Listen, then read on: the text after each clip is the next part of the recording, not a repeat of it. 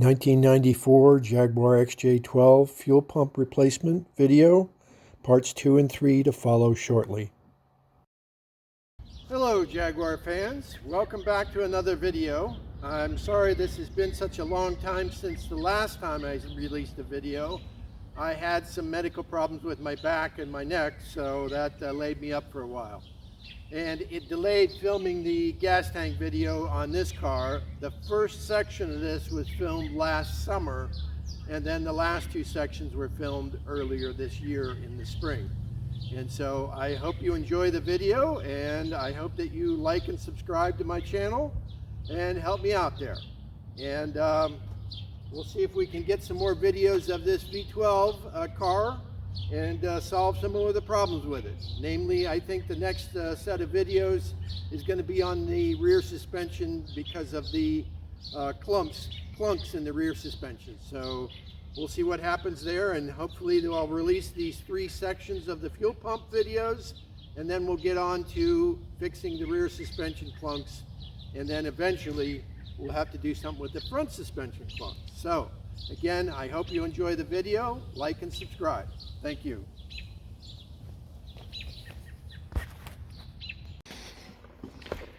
Hello again, Jaguar enthusiasts. Some of you who have watched videos on my channel before may recognize this car. I realize it's kind of hard to see in this tight environment. This is a 1994 Jaguar XJ12 with the 6-liter V12 engine in it. I featured a video on my channel introducing it about 11 months ago, and it's here in my shop because about 3 months ago the fuel pumps died on it, and the fuel pumps are in the tank, and the tank is in the back of the trunk. So in order to get to this, I have to take all this carpet out. I have to take the battery and the battery tray out, unbolt the fuel tank, and then kind of work it out so I can get to the pump access panel on the top of the tank. So I'm going to be doing that now, and I'll update you as I'm making progress. Okay, we've got all the carpet and stuff out of the trunk, and this is what it looks like when all that's stripped out. And you can see that there is a small problem with this car in that it is rusty in places. So there's a hole down there by the battery box. And in fact, there's only 3 legs of the battery box that are actually supported and bolted into the car. And another thing is, because of this, I believe it's because of this rust over here in this area around the gas cap. As you can see, there's a lot of mold on this side of the car because the whole inside of the trunk on this side of the car is wet. So everything gets wet in here and it stays wet. So that's another thing that I've got to fix at some later point is do something about that water leak into the trunk area here. So anyway, as you can see, here's the gas tank under here. I don't know if you can see it that well because the overhang here isn't real great on the light. So all of these brackets, the battery box, this bracket for the jack and things that are behind the spare tire, that all has to come off. And then the bolts on the holding the gas tank straps down have to come off.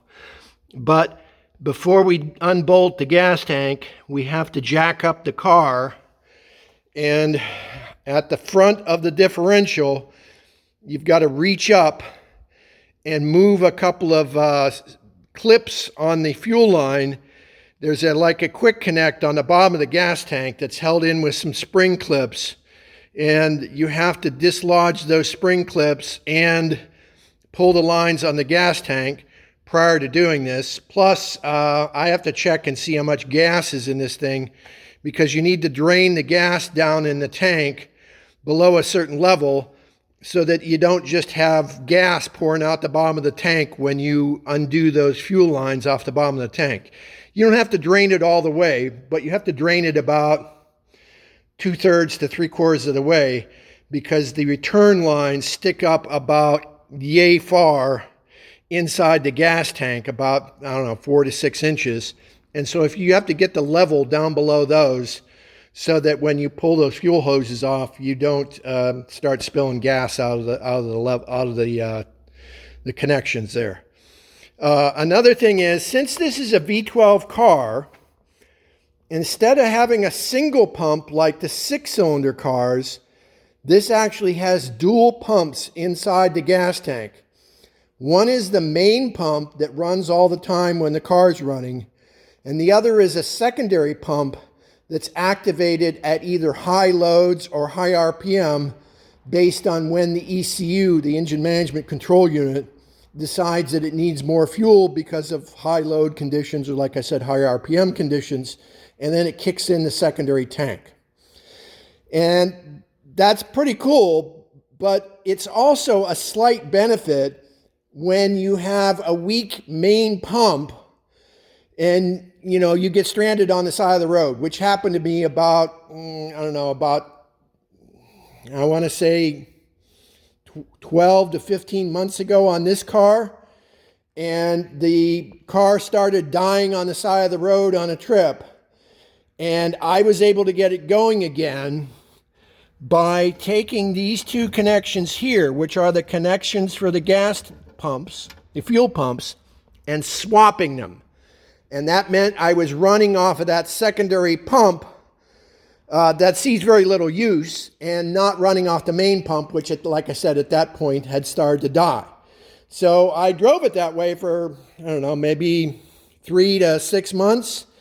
And then finally the secondary pump died one day on me, and I had to get the car towed back to my house. And just now, within the last few days, I've got it over here to the shop so that I can do this whole tank removal job to get to those fuel pumps. So as I get this thing further along, again, I'll bring you back and update you on the progress here. And when I get the car jacked up and I'm pulling those connections off the bottom of the tank, I will try to get a video or at least pictures of that so that you can see what those connections look like. It's kind of tough to do because they're buried up above the differential. So they're tough to take pictures of. So anyway, I'll be back in a while. Thank you. Okay, as you can see, I got the car jacked up so that I can crawl underneath it and show you where these fuel lines connect on the bottom of the tank. By the way, I did discover something that I think is really the cause of the leak into the trunk. I don't know if it's possible to see this or not, but right there at the edge of the gas tank flap, or the seal around the actual tank pipe, there's a huge hole there, or deformation in the rubber seal that's supposed to seal around that gas tank pipe. So I think I'm going to, I've blown all the crud out of here.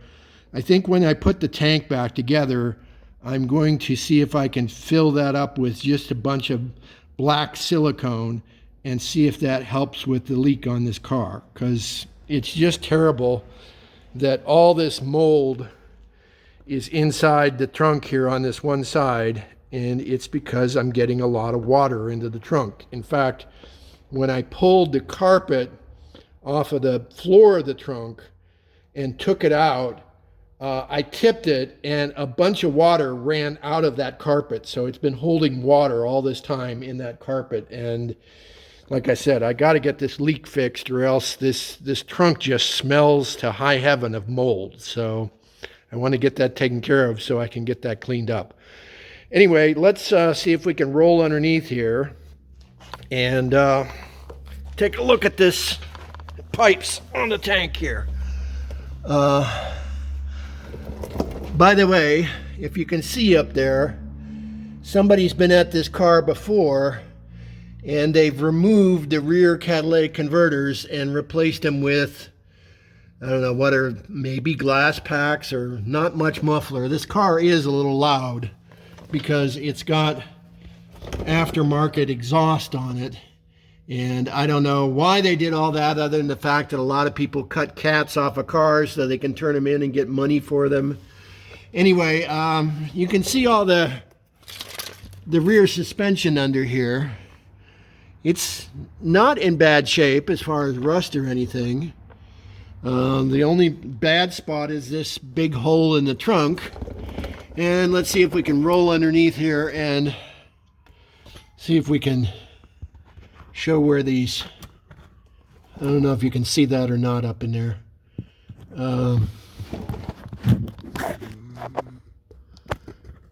It's kind of hard to see.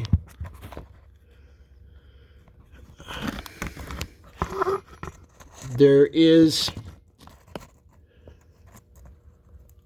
these two pipes, there they are, that come out of the bottom of their connections. They're quick connects, and I don't know if you can see them or not, but there's these spring clips that hold the actual hose ends into the quick connects, and there's an O-ring on the end of each one, a Viton O-ring, and that is all that seals on the bottom of the tank. And it seals pretty good because that's under high pressure there, because the pump is in the tank. So the fuel line going forward from the tank to the motor is under, 38 to 43 psi there. So it does pretty good. I'm getting this, trying to get this light in here to show you a little better what that looks like. Anyway, you have to reach up in there and turn those clips, those spring clips, about 90 degrees, and then you can wiggle at the hoses. Well, they're not hoses, they're hoses on the ends of the things. They're a 90-degree fitting, and you can wiggle that 90-degree fitting and hopefully get it to come out of the quick connect. So that's what those look like. I'll show you once I get them out what it looks like up in there, and then I'll be mostly ready to pull the tank. So we'll be back later. Okay, we're back working on the 1994 XJ12 today because the fuel pumps that the car needs finally came in, and we can proceed with the repairs to get the tank out of the car, or partially out of the car, and get the fuel pumps installed in the car into the tank.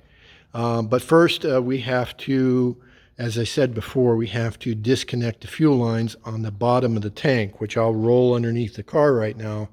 I just did that a minute ago. It's kind of hard to film that because it's underneath the car, but I'll get the camera under there now that I've got the fuel lines popped out of their connectors and show you what that looks like. So we're going to roll underneath here. And let's see if we can get a view of this. Okay, so I think you can see that in there. Those are the connectors. There's a large connector that's the outlet, and then a smaller connector that's an inlet or return.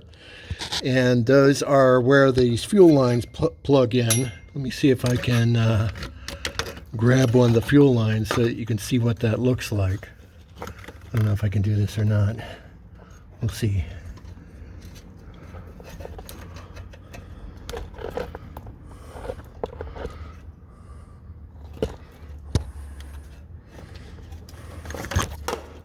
It's kind of difficult to get the light up in here.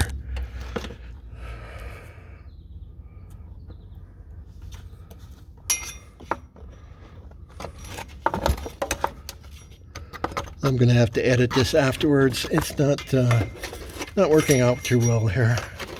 Let's see if I can get the light up in this way.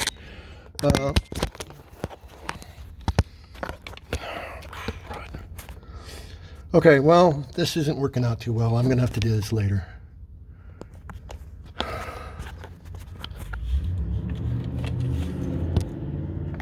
I think you can see the one line there that I've got pulled down. It's, like I said, it's kind of difficult to do this and get the light up in there. This right here is the line. Okay, let's try this again with a different light. Maybe I can get this light positioned up in here so that it will actually illuminate these hoses. Okay, so reach up in here and that is the small return line hose, and as you can see, there's some O-rings on that hose, and when you push that up in there, those O-rings seal the line. Now, to get these lines out, there's a spring clip on this thing. It's kind of like a, well, I'll move it around here. So that thing you see right there, that's the spring clip. And to get these lines out, that's where it normally is. It's facing forward in parallel with the axis of the car, the longitudinal axis of the car. To get the lines out, you simply reach over and you turn those 90 degrees clockwise.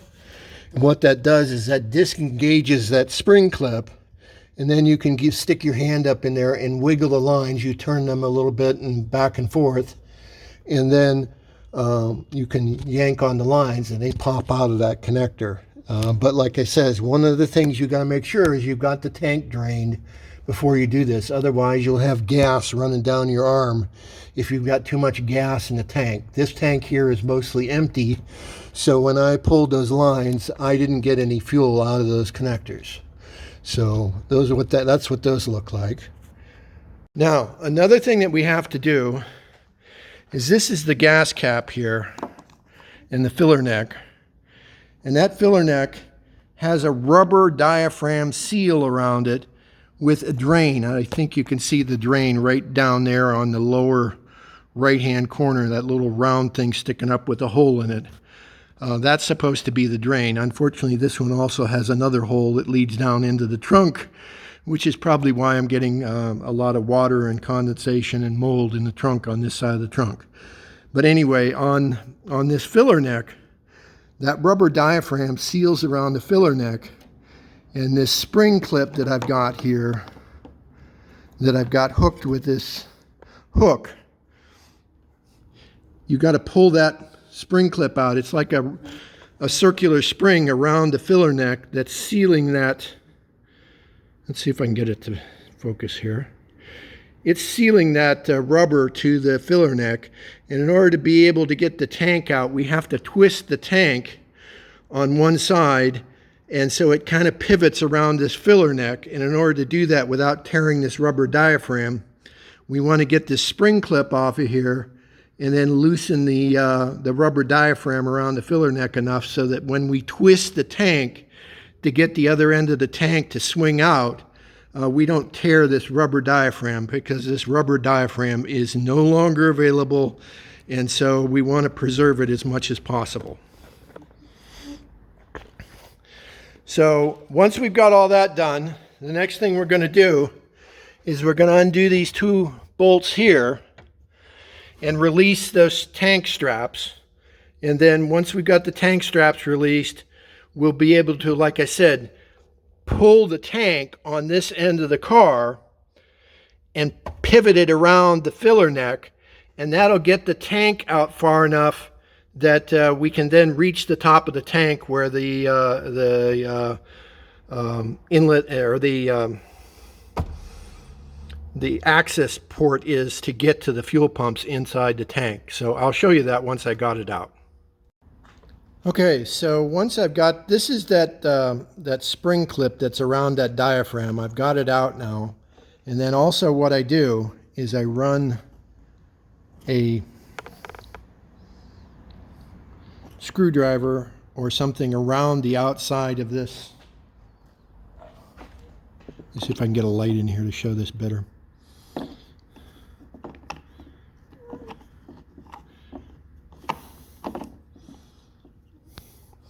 So what we're doing is we're just kind of like running some sort of thing around here so that we loosen up this rubber around the filler neck so that it's not caught on anything. And that way when we pivot the tank, that is the rubber is able to slip around the outside of that filler neck. Okay, so now we have to get this lock ring off of here so we can get this access port piece open and out of here so we can access the fuel pumps down in the tank. So what we want to do is we want to take a flat bladed screwdriver and there's tangs sticking up here. I hope you can see this on the film. And we want to use the flat-bladed screwdriver and a hammer to turn this lock ring counterclockwise. So I'm going to do that now. Hopefully it won't be too loud here.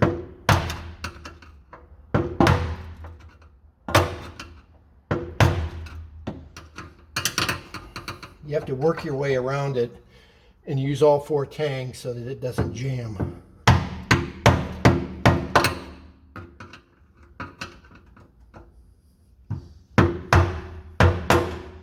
Okay, so now we got it released. And now all we have to do is jiggle this ring so that it comes up out of there. And then we can get this access port piece out. But jiggling this ring so that it's released is easier said than done. Oh, there we go. I think we got it. Yeah, so we've got that ring out of there. Now we can take this thing here and we should be able to maybe pry it gently, because this thing's plastic and we don't want to break it. So we got to carefully pry it up out of there, because there's an O-ring that and a rubber seal that seals this thing. So we don't want to break the plastic or ruin the O-ring. Okay, so what we've got is we've got electrical connectors here for those fuel pumps, and so we have to release those and get those out of there.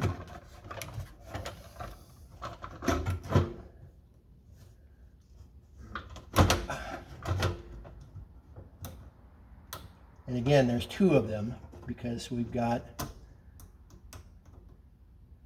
dual pumps. And they're color coded. There's a light color and like a dark gray. So there's a light tan colored one, and that goes on the right side if you're looking towards the passenger side, and then the darker colored one goes on the left side, more towards the center of the car. And these are being reluctant to come out of here. Yep, there we go. Okay, so we got that out of there.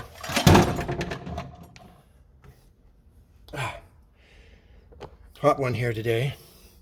And now we should be able to take the flashlight, if I can figure out what I did with it, and see down in here. Okay, so we've got a couple of canisters here, and those canisters are what hold the fuel pumps. So there's one on the right and one on the left, and each one holds a individual fuel pump. And then the return lines go into that and the supply lines come out. So that's what we got. We got a big complicated bunch of fuel lines here for these submerged pumps in the tank. So that's what we got. Now the next thing that has to happen is these 2 canisters that hold the fuel pumps. They're plastic canisters that sit down the bottom of the tank. They have to come out next in order to get the pumps out of those canisters. Those canisters look like this.